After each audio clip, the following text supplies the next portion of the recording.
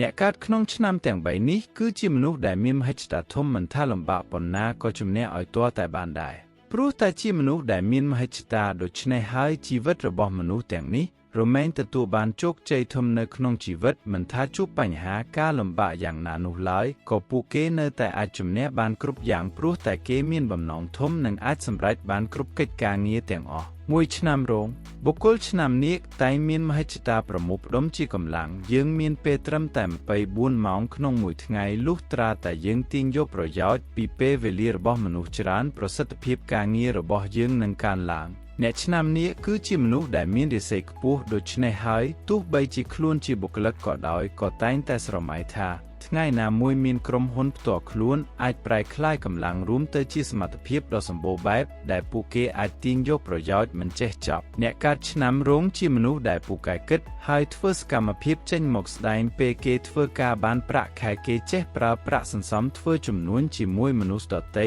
នៅពេលដែលពួកគេមានឱកាសចាប់ផ្ដើមអាជីវកម្មផ្ទាល់ខ្លួនពួកគេនឹងក្លាយជាម្ចាស់គម្រោងផ្សេងគ្នាជាច្រើនសម្រាប់ពួកគេការចូលរួមក្នុងប្រភេទអាជីវកម្មផ្សេងគ្នាក៏ជាវិធីមួយដើម្បីស្វែងយល់បន្ថែមផងដែរ2ឆ្នាំថោះទន្សាយតែងតែស្រមៃចង់ក្លាយជាថៅកែធំប៉ុន្តែមិនមែនពឹងលើសំណាងទេព្រោះគេពឹងលើសមត្ថភាពខ្លួនគេផ្ទាល់នៅពេលធ្វើការពួកគេនៅតែរីករាយក្នុងការរៀនពីមនុស្សជុំវិញខ្លួនរៀនទំនាក់ទំនងនិងស្វែងយល់ពីបញ្ហារបស់អ្នកជុំវិញខ្លួនកាន់តែច្រើននៅពេលក្លាយជាអ្នកដឹកនាំទន្សាយពូកែគ្រប់គ្រងបុគ្គលិកដោយការយល់ដឹងមិនមែនដោយអាកប្បកិរិយានោះឡើយអ្នកឆ្នាំទន្សាយនេះក៏ពូកែស្ដាប់និងលើកទឹកចិត្តមនុស្សក្នុងការងារដែរក្នុងតួនាទីជាអ្នកដឹកនាំទន្សាយមិនដែលគិតថាខ្លួនឈរក្នុងឋានៈខ្ពស់ជាងអ្នកដទៃឡើយហើយក៏មិនចូលចិត្តបង្ខំមនុស្សក្រោមបង្គាប់ដែរផ្ទុយទៅវិញទន្សាយរៀនសង្កេតមើលថាតើបុគ្គលិកមានចំណុចខ្លាំងអ្វីខ្លះដែលអាចលើកកម្ពស់និងលើកទឹកចិត្តក៏ដូចជាផ្ដល់ប្រាក់រង្វាន់ដល់ពួកគេផងដែរ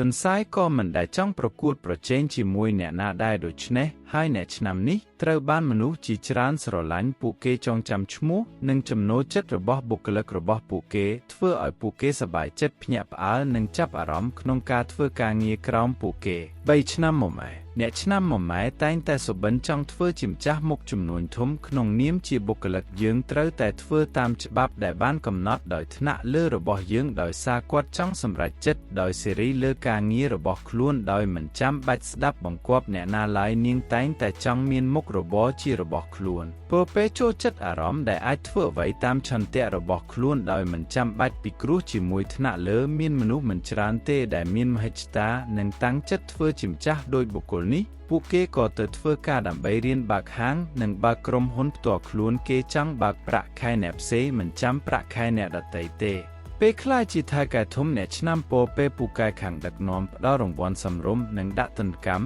តែងតែគិតគូរមុននឹងប្រគល់ការងារឲ្យអ្នកដទៃពួកគេក៏ដាក់ការជឿទុកចិត្តច្រើនលើបុគ្គលិករបស់ពួកគេដែរ